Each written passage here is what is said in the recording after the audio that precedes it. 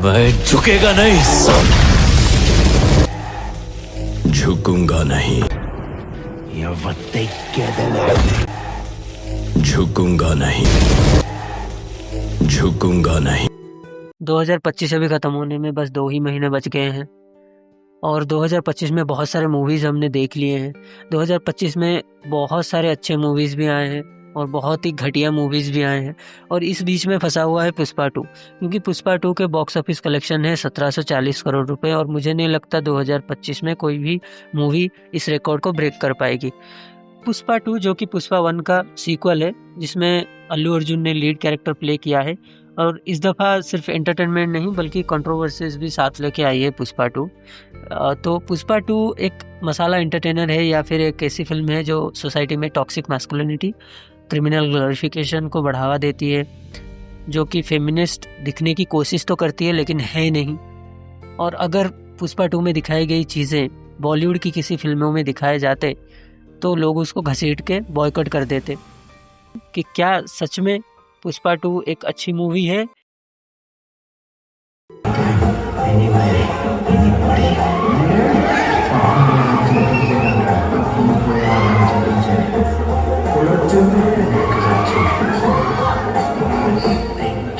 एक बच्चा है जिसने बचपन से बहुत गरीबी देखी है, उसको क्रिटिसिज्म झेलनी पड़ी है, उसका कोई नहीं है, उसको डिस्ग्रेस किया गया है और वो बहुत हार्डवर्क करता है, आगे जाके बहुत अचीव करता है और अमीर बनता है।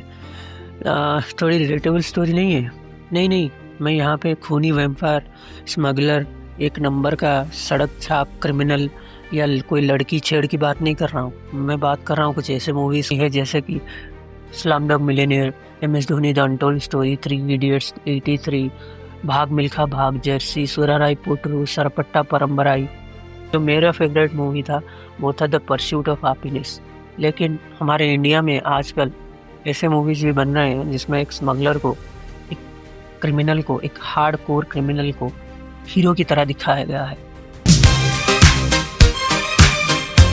पुष्पा मूवी में पुष्पा को एक हीरो की तरह पोर्ट्रे किया गया है, जो कि मेरे हिसाब से बहुत गलत है, क्योंकि पुष्पा एक हीरो नहीं है।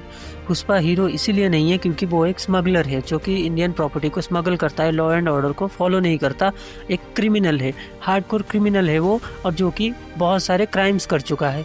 लड़की छेड़ना, सैंडलवुड को इलीगली बेचना, जंगल काटना, ये सब क्राइम के अंदर जाता है और इंडियन कॉन्स्टिट्यूशन के हिसाब से इसके ऊपर कड़ी से कड़ी सज़ा होनी चाहिए।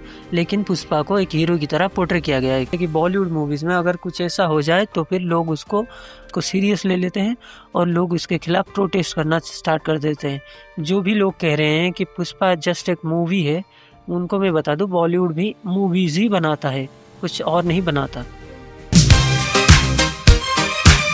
पीके मूवी को आए हुए 1 डिकेड हो चुका है, पर लोग आज भी उसके ऊपर एलिगेशन लगाते हैं कि उसने रिलीजियस सेंटिमेंट्स को हर्ट किया है।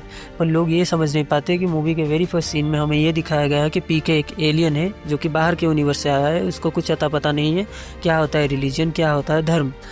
ओ माय गॉड 2 के टीजर में अक्षय कुमार शिवजी के कैरेक्टर को प्ले कर रहे थे, तो लोगों ने प्रोटेस्ट करना स्टार्ट कर दिया कि मूवी का कॉन्सेप्ट अच्छा नहीं है, तुम शिवजी के कैरेक्टर को प्ले नहीं कर सकते। फिर मेकर्स ने उसको चेंज किया और उसको मैसेंजर बना दिया है मूवी में।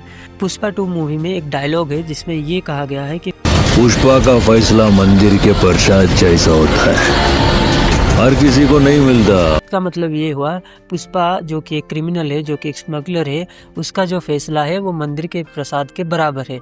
लोगों ने इसके खिलाफ क्यों प्रोटेस्ट नहीं किया? क्या टारगेट सिर्फ बॉलीवुड मूवीज को किया जा रहा है और साउथ मूवीज को इग्नोर किया जा रहा है? पठान का बेशरम रंग, पीके का भगवान है कहाँ रे तू song, student of the year के राधा, दबंग 2 का फेविकॉल से, हीरोइन के हलकट जवानी, दबंग का मुन्नी बदनाम हुई, बाजीराव मस्तानी के पिंगा और मल्हारी। ये सारे गाने से हमारी संस्कृति भ्रष्ट हो रही थी और ये सारे गाने से हमारी संस्कृति खराब हो रही थी। लेकिन ऑन द अदर हैंड जो कि पुष्पा मूवी का फीलिंग्स वाला गाना है, जिसका होल कोरियोग्राफी, पूरा कोरियोग्राफी इतनी वाहियात है कि वो प्रॉपरली, वो प्योरली हाइपर सेक्सुअलिटी को वो प्रमोट कर रहा है।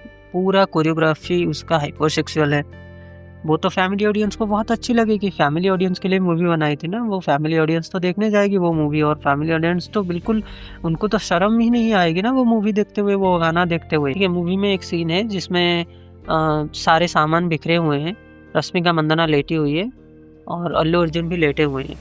तो ये तो अच्छा सीन हुआ ना पुष्पा के फैन के हिसाब से, तो वहाँ पे वो गुल्ली डंडा खेल रहे होंगे। पुष्पा 2 को इतना प्यार मिल रहा है, बल्कि असलियत में पुष्पा 2 में unnecessary intimacy scenes, double meaning dialogues और सेंसेशनल फिजिकल एक्सप्रेशन दिखाया गया है और उसको ही हाईलाइट किया गया है पूरे मूवी में। बॉलीवुड में पठान और टाइगर 3 जैसे मूवी को एंटी नेशनल घोषित कर दिया जाता है। अगर मूवी में कुछ एंटी नेशनल एक्टिविटीज़ हो रही है तो उसे बिल्कुल कॉल आउट करना चाहिए और उसमें कोई बुराई नहीं है। पर पुष्पा 2 के एक सीन में पुष्पा फाफा के कैरेक्टर के ऊपर, जो कि एक पुलिस वाला है और हमारे लॉ एंड ऑर्डर को रिप्रेजेंट कर रहा है, उसके ऊपर वो मुतता है, लिटरली वो मुतता है, वो भी बिल्कुल आरोगेंटली और इगोइस्टिकली।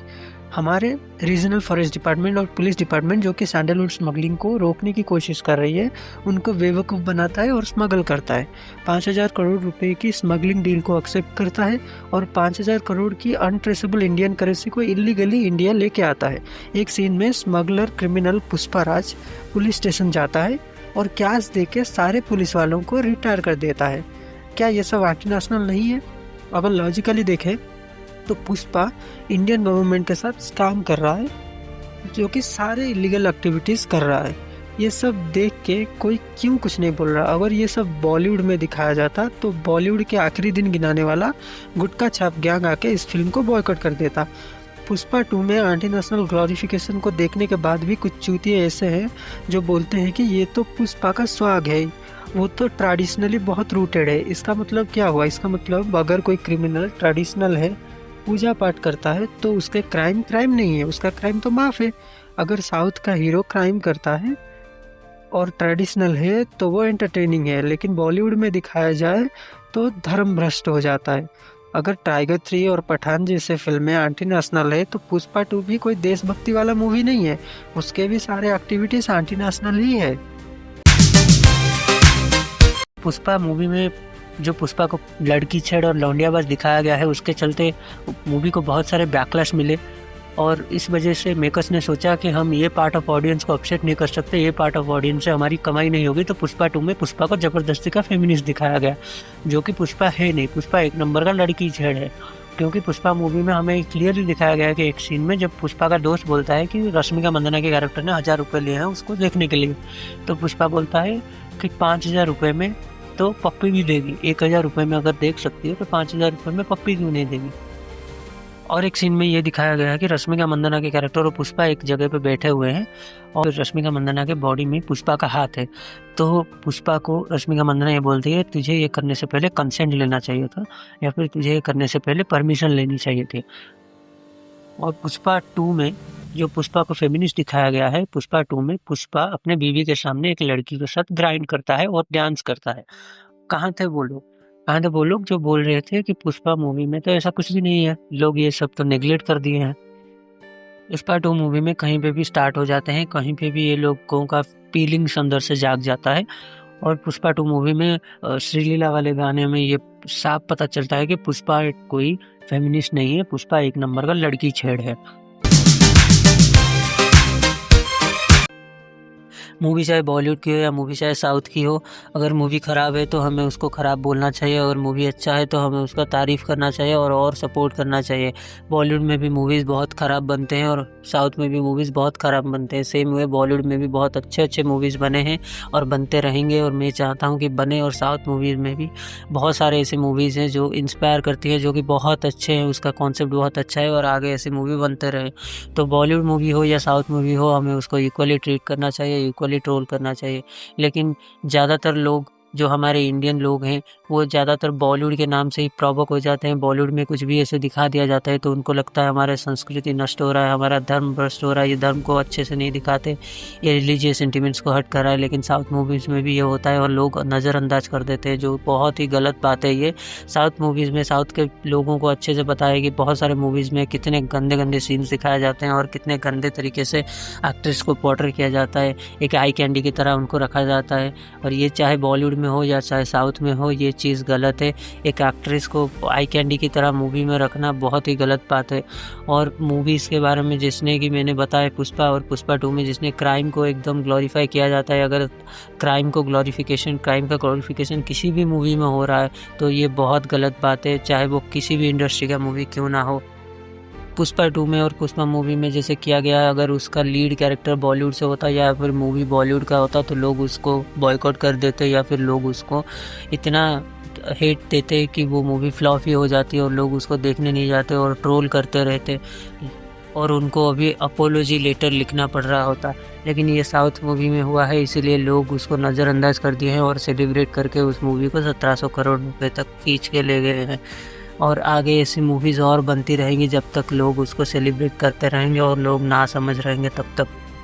अगर मेरी बातों से आपको कुछ आपत्ति है तो फिर आप कमेंट सेक्शन में मुझे बोल सकते हैं, मैं उसको ठीक करने की कोशिश करूँगा नेक्स्ट वीडियो में। जैसे कि ये मेरा पहला वीडियो है, मैं चाहता हूँ कि ये वीडियो को आप ज़्यादा से ज़्यादा लोगों तक शेयर करें और उसको अच्छे से इस वीडियो में अगर लाइक और कमेंट्स वगैरह आ गए या फिर व्यूज़ आ गए तो मैं नेक्स्ट वीडियो एक बहुत ही अच्छी टॉपिक पर ला रहा हूँ जो कि मैं जल्दी लेके आऊँगा।